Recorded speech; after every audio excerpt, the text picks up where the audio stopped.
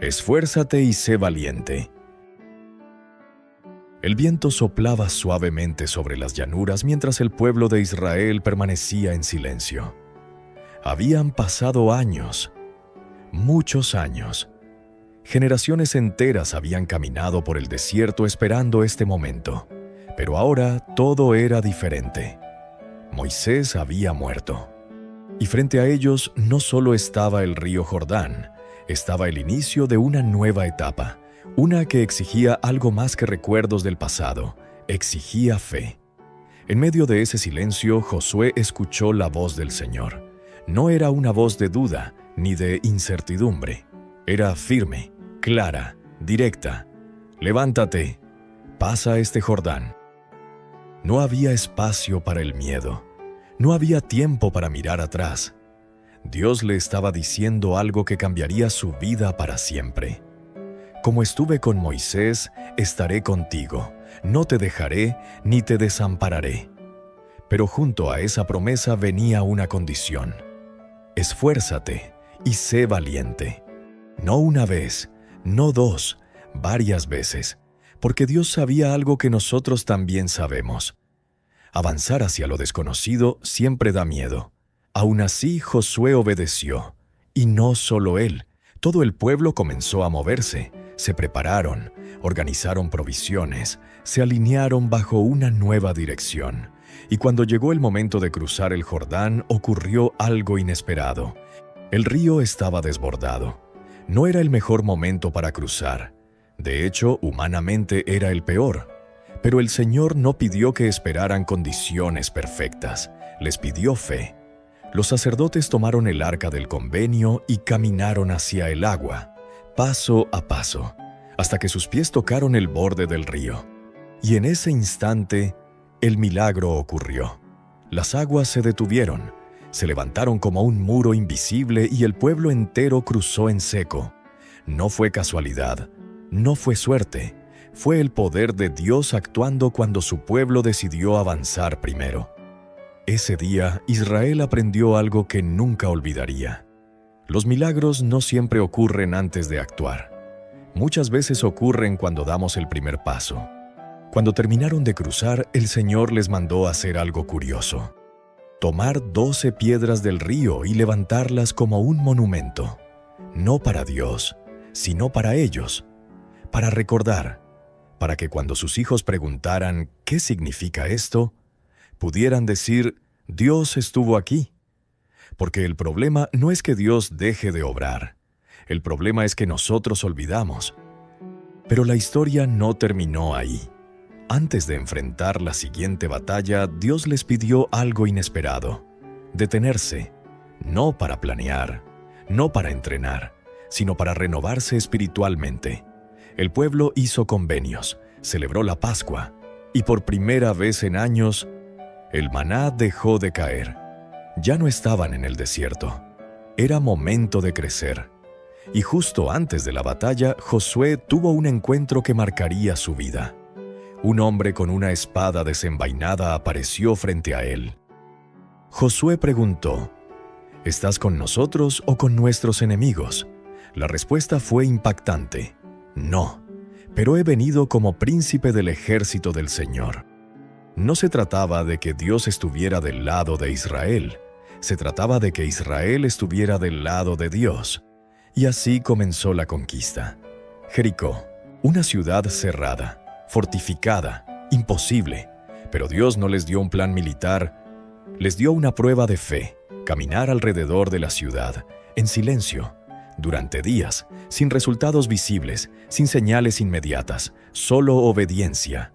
Día 1. Nada. Día 2, nada. Día 3, nada. Pero siguieron caminando, porque la fe no se mide por lo que vemos, sino por lo que decidimos hacer aun cuando no vemos nada.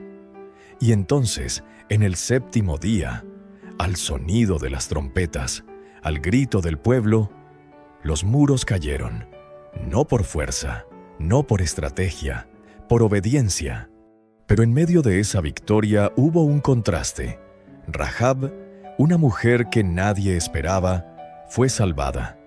Porque la fe no depende del pasado. Depende de la decisión de creer. Sin embargo, no todo fue victoria. Poco después, Israel enfrentó una pequeña ciudad, Jai. Parecía fácil. Incluso decidieron no enviar a todo el ejército, pero esta vez fueron derrotados. El problema no era externo, era interno. Un hombre, Acán, había tomado lo que Dios había prohibido. Lo ocultó.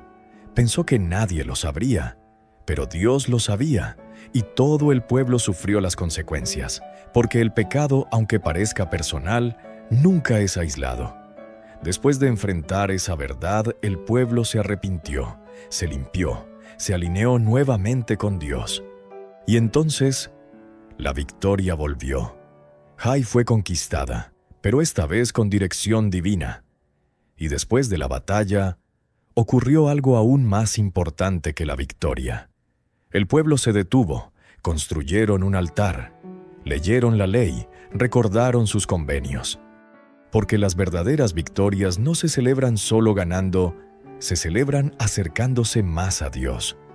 Pasaron los años, las batallas terminaron, la tierra fue repartida, el pueblo tenía reposo. Y Josué, ya anciano, reunió a todos, no para hablar de guerra, sino para hablar de fidelidad. Les recordó todo lo que Dios había hecho, cada milagro, cada promesa cumplida. Y luego les hizo una pregunta que aún resuena hoy. Escogeos hoy a quién serviréis. No mañana, no después, hoy. Y entonces dijo una de las frases más poderosas de toda la historia. Pero yo y mi casa serviremos a Jehová. No era solo una declaración, era una decisión. El pueblo respondió que también servirían a Dios, pero Josué fue claro. No es algo que se dice a la ligera. Servir a Dios requiere compromiso, requiere constancia, requiere corazón. Ese día hicieron un convenio. Levantaron una piedra como testigo, un recordatorio de que habían elegido seguir al Señor. Poco tiempo después, Josué murió. Pero su legado no fue una conquista, fue una enseñanza. Que la verdadera victoria no está en la tierra prometida, sino en permanecer fiel a Dios. Estos capítulos nos enseñan algo profundamente real y aplicable a nuestra vida hoy.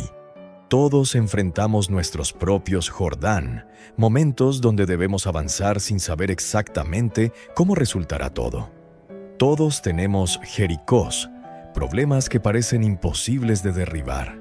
Y sí, también enfrentamos momentos como Jai, donde fallamos, donde nos equivocamos, donde algo no sale como esperábamos.